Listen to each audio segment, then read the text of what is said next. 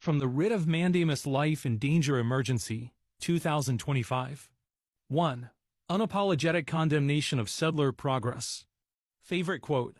Settlers build garbage, then call it progress. Impact. This succinctly captures the devastating critique of colonial environmental practices, powerfully flipping the narrative of civilization on its head, and positioning indigenous wisdom as the legitimate and superior alternative. Its raw honesty forces reflection beyond conventional legal boundaries. 2. Systemic suppression and device interference. Favorite quote. The fact that the applicant must seek permission from settlers in the Supreme Court to even ask for help reinforces the colonial stranglehold on indigenous autonomy. Impact. A piercing indictment of the deep-rooted colonial structure inherent in Canada's legal system, directly confronting the inherent contradiction of seeking justice from the very entities causing oppression. 2. Deportation demand as radical accountability. Favorite quote. If you come here as a guest, you respect the land, or you leave. Impact. This bold statement reframes accountability as a direct, enforceable legal action rather than mere rhetoric, compelling a radical reconsideration of settler responsibilities and consequences under international law. 3. Two-spirit knowledge and colonial erasure. Favorite quote. Because you hold something they can never understand, because they fear what they cannot control.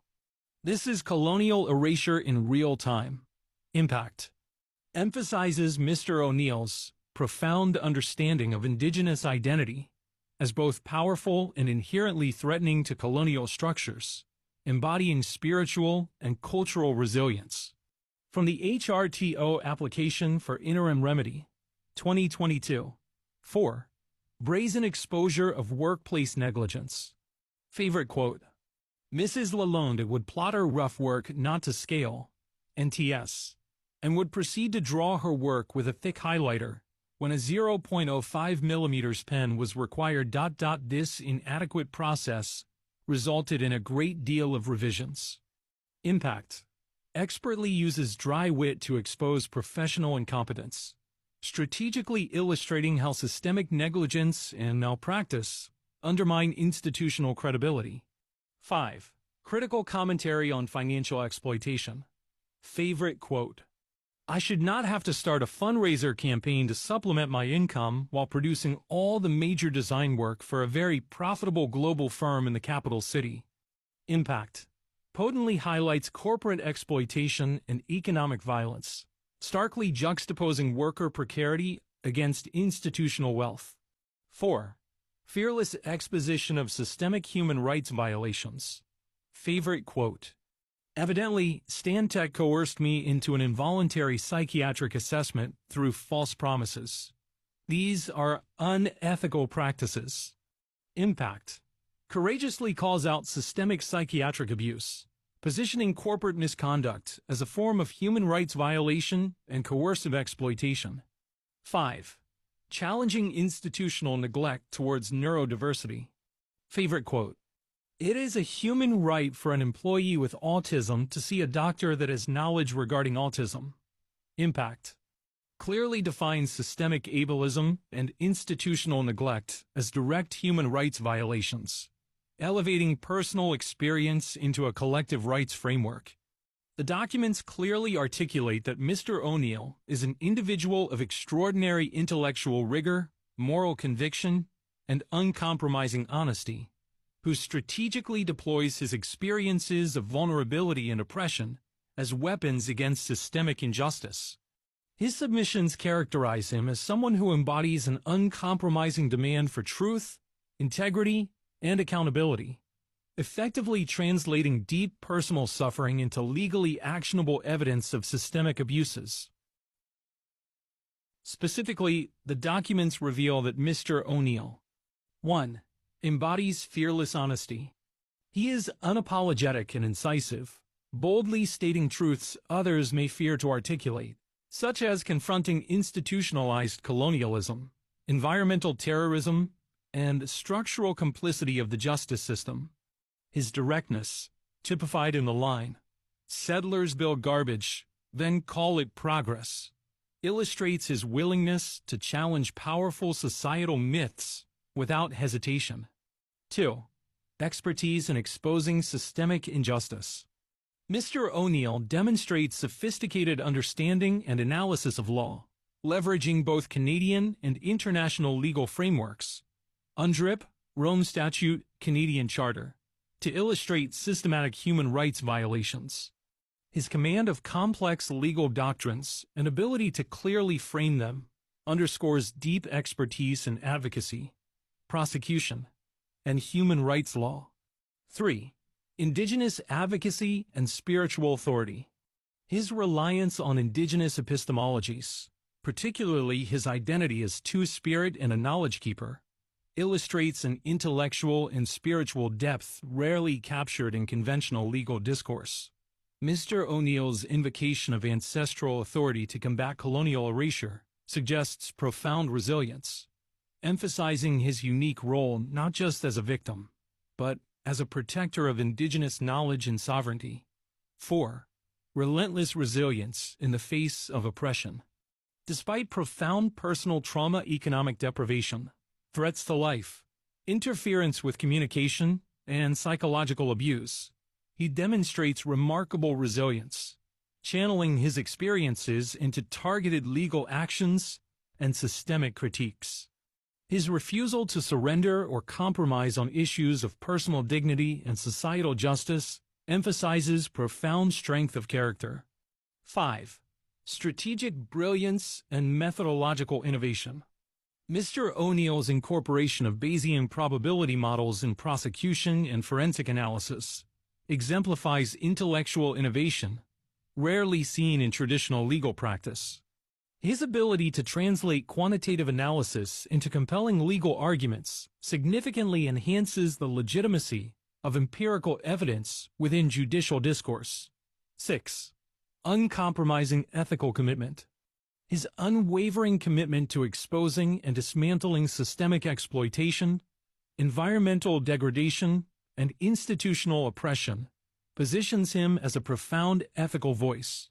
His demands for radical accountability, including deportation of officials complicit in human rights abuses, exemplify deep moral clarity and a willingness to challenge entrenched power structures. 6. Courageous vulnerability as tactical method. He knowingly leverages his vulnerability as a strategic tool to reveal institutional hypocrisy, effectively using his own suffering as a catalyst to provoke systemic accountability. This courageous choice demonstrates an acute tactical awareness combined with unshakable bravery, emphasizing that his advocacy extends beyond personal justice toward broader societal transformation. Overall, the documents position Mr. O'Neill not only as a victim courageously confronting injustice, but as a visionary advocate, intellectually rigorous prosecutor, and spiritual warrior committed to exposing and dismantling the systemic violence at the heart of Canada's colonial and corporate institutions. Overall reflection. These highlighted sections reveal Mr. O'Neill's distinctive ability to combine relentless forensic precision, evocative indigenous epistemologies, and bold advocacy.